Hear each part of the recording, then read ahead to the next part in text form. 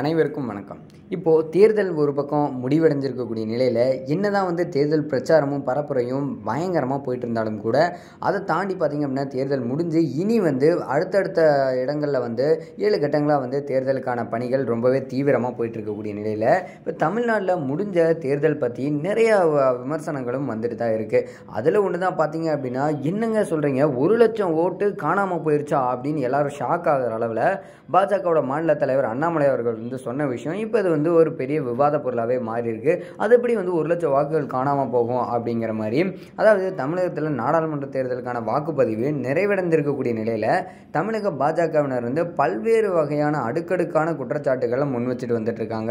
அந்த வகையில் பல வாக்குச்சாவடிகளில் வாக்காளர்கள் பெயர் நீக்கப்பட்டதா அவங்க சொல்றது. இந்த நிலையில் கள நிலவரம் என்ன அப்படின்னு பலரும் புரியாத ஒரு புதிராக தான் இருந்துட்டு இருக்கு அப்படின்னே சொல்றாங்க. அது மட்டும் இல்லாமல் அதற்கான தகுந்த விளக்கமும் தகவலும் இப்போ கிடைச்சிருக்கு அப்படின்னே சொல்லலாம். அதாவது தமிழகத்தை பொறுத்தவரை பெரிய அளவிலான வன்முறை சம்பவங்களோ இல்லை பிரச்சனைகளோ இந்த வகையில் அதுவும் இந்த டைம் குறிப்பாக சொல்லணும்னா வாக்குப்பதிவு நிறைவு பெற்றிருக்கு. எந்த ஒரு சம்பவங்களும் நடக்காமல் சுமார் 69% வாக்குகள் பதிவாகி இருக்கக்கூடிய நிலையில் வாக்கு இயந்திரங்கள் பலத்த பாதுகாப்போட இப்போ வாக்கு எண்ணும் மையங்களில் வைக்கப்பட்டிருக்கு. இது ஒரு புறம் இருந்தாலும் கூட இந்த நிலையில் 7 கட்ட தேர்தல் நிறைவடைந்ததும் பார்த்தீங்க அப்படின்னா ஜூன் 4ஆம் தேதி வாக்கு எண்ணிக்கை அப்படிங்கிறது நடைபெற இருக்குது. தேசிய கட்சிகளை பொறுத்த வரைக்கும் 3வது முறையாக பாஜக ஆட்சி அமைக்குமா இல்லை 10 வருஷத்துக்கு அப்புறம் மறுபடியும் காங்கிரஸ் ஆட்சி அமைக்குமா அப்படிங்கிறது தான் பெரிய பேசும் பொருளாகவே இருந்துட்டு இருக்கு. ஆனால் தமிழகத்தை பொறுத்தவரை 2026 தேர்தலுக்கான முன்னோட்டமாகவே நாடாளுமன்ற தேர்தல் இருக்கும் அப்படின்னு சொல்கிறாங்க. ஏன் அப்படின்னு பார்த்தீங்கன்னா 2026 வரக்கூடிய தேர்தல் அப்படிங்கிறது மிகப்பெரிய ஒரு எதிர்பார்ப்பை உருவாக்கிட்டு வந்துட்டு இருக்கு. அந்த வகையில் திமுக தன்னோட கூட்டணி கட்சிகளோட களமிறங்கி இருக்கக்கூடிய நிலையில் வெற்றி வாய்ப்பு பிரகாசமாக இருக்கிறதா சொல்லிட்டு இருக்காங்க. கருத்து கணிப்புகள் திமுக கூட்டணிக்கு சாதகமாகவும் இருந்துட்டு இருக்கு.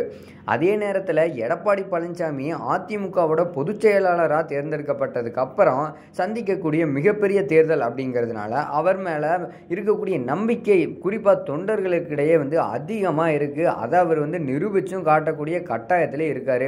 இப்படியாக இருக்கக்கூடிய நிலையில் தமிழகத்தோட இரு பெரும் கட்சிகளோட முட்டி மோதிட்டு வரக்கூடிய நிலையில் 3ஆவதாக பாஜக தமிழகத்தில் தலை தூக்கி இருக்கு. கடந்த தேர்தலில் திமுக ஒரு பக்கமும் அதிமுக பார்த்தீங்க அப்படின்னா அவங்களோட ஒரு பக்கம் பாஜக கூட்டணி வச்சும் போட்டிட்டு வந்தாங்க. ஆனால் இந்த முறை புதுசாக அவங்களே ஒரு கூட்டணியை உருவாக்கி களம் கண்டிருக்காங்க. அதுலேயும் குறிப்பாக சொல்லணும்னா இந்த கட்சியோட முக்கிய பிரபலங்களாக பார்க்கப்படக்கூடிய அண்ணாமலை, தமிழிசை சவுந்தரராஜன், நயினார் நாகேந்திரன் உள்ளிட்டவர் களமிறங்கி இருக்கிறதால நிச்சயம் தமிழகத்தில் 3வது பெரிய கட்சியாக இல்லை 2வது கட்சியாக வரணும் அப்படிங்கிறதான் பாஜகவோட தலைவர்கள் எண்ணிட்டு இருக்கக்கூடிய ஒரு விஷயமாகவே இருக்குது.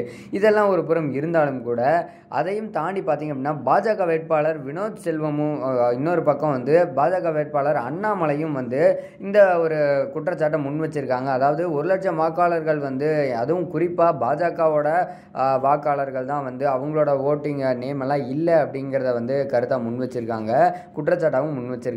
அதே நேரத்தில் அதிமுக திமுக சார்பில் இந்த விவகாரம் பார்த்தீங்கன்னா பெரிய அளவில் எடுத்துகிட்டே போல அவங்க இது குறித்து மூத்த நிர்வாகிகள்கிட்ட பேசினப்போ அவங்க சொன்ன ஒரு சில தகவல்லாம் பார்த்தீங்க அப்படின்னா ரொம்பவே ஆச்சரியத்திற்குரிய ஒரு விஷயமாகவே பார்க்கப்படுது. அதாவது தேர்தல் நடக்கிறதுக்கு பல மாதத்துக்கு முன்னாடியே வரை வாக்காளர் பட்டியலும் ஜனவரி மாதத்திலே இறுதி வாக்காளர் பட்டியலும் வெளியிட்டாங்களாமா. அந்த பட்டியலில் தங்கள் பெயர் சேர்க்கப்பட்டிருக்கா இல்லையா இல்லை நீக்கப்பட்டிருக்கா அப்படிங்கிறத அந்தந்த வாக்குச்சாவடி மையங்கள்லேயே தெரிஞ்சுக்க முடியும் அப்படின்னு சொல்லி தேர்தல் ஆணையம் அதற்கான ஏற்பாடுகளையும் செஞ்சுருக்காங்க. திமுக அதிமுக உள்ளிட்ட கட்சிகள் தங்கள் வாக்காளர்கள் பெயர்கள் இருக்கிறதா அப்படிங்கிறத உறுதி செய்யறதுக்காக பூத் கமிட்டி அமைச்சு அவங்க தீவிரமாக பணியாற்றிட்டு வந்தாங்க. ஆனால் இப்போ பார்த்தீங்க அப்படின்னா பாஜக அந்த ஒரு விஷயத்தை கைவிட்டுட்டாங்க, பணியாற்றலை, அந்தளவுக்கு பூத் கமிட்டி அமைச்சு அதற்கான நடவடிக்கை எடுக்கலை அப்படிங்கிறத ஒரு குற்றச்சாட்டாக முன்வைக்கிறாங்க. அது மட்டும் இல்லாமல் வாக்காளர் பட்டியலில் தங்கள் பேர் இருக்குதா அப்படிங்கிறத உறுதி செஞ்சுக்க வேண்டியது ஒவ்வொரு வாக்காளரோட கடமை அப்படிங்கிறது இது மூலமா தெரிய வருது. அதற்காக தான் இந்த வரை வாக்காளர் பட்டியல் அப்படிங்கிறது இறுதி வாக்காளர் பட்டியலும் கொண்டு வரப்பட்டது, வெளியிடப்பட்டது அப்படின்னே சொல்கிறாங்க. வரை வாக்காளர் பட்டியல் வெளியிட்டப்போ தங்கள் பெயர் நீக்கப்பட்டு இருக்கிறத குறிப்பிட்டு இருந்தீங்க அப்படின்னா கண்டிப்பாக இறுதி வாக்காளர் பட்டியல் வெளியாகும்போது அதில் வந்து சேர்க்கப்பட்டிருக்கும் அப்படின்னும் சொல்கிறாங்க. ஆனால் பல ஆண்டுகளாக தேர்தல் பணியில் வந்து ஈடுபட்டு இருக்கக்கூடிய முக்கியமாக பார்த்தீங்க அப்படின்னா திமுக அதிமுக சைட்லேருந்து ஈடுபட்டு இருக்கக்கூடிய மூத்த நிர்வாகிகள் வந்து இந்த கருத்துக்களை முன்வைக்கிறாங்க. அதனால் இந்த விஷயத்தில் பாஜக கோட்டை விட்டுட்டாங்க முழுசா அப்படின்னு தான் சொல்கிறாங்க. அதே நேரத்தில் விடுபட்டு போன எல்லாருமே வந்து பாஜகவுக்கு தான் வாக்களிக்க இருந்தாங்க அப்படின்னு சொல்கிறது முற்றிலுமாக ஏற்றுக்கொள்ள முடியாத ஒரு கருத்து அப்படின்னும் இவங்க வந்து இந்த கருத்தை முன் வச்சிருக்காங்க. ஸோ இப்போ பார்த்தீங்க அப்படின்னா கண்டிப்பாக ஒரு தெளிவு கிடச்சிருக்கும். அதாவது இந்த 1,00,000 வாக்காளர்கள் அப்படிங்கிறது எந்த அளவுக்கு இது உண்மை பொய் அப்படிங்கிறத தாண்டி அதற்கான விஷயம் என்ன பண்ணணும் அப்படிங்கிறத அழகாக எடுத்து சொல்லியிருக்காங்க. இந்த மாதிரியான அரசியல் நிகழ்வுகள்லாம் தெரிஞ்சுக்கணும்னா கண்டிப்பாக நம்ம சேனலோட ஸ்டே டியூனாக இருங்க.